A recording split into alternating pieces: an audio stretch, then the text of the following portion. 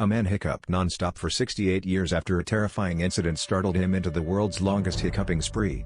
It all began in 1922 when a farmer named Charles Osborne was preparing to slaughter a hog, and something unexpected triggered an uncontrollable bout of hiccups that persisted until 1990. Can you imagine hiccuping over 430 million times? Doctors were baffled, and Charles tried every remedy under the sun, but nothing could cure his relentless hiccups. His incredible story is a testament to the bizarre and unpredictable nature of the human body.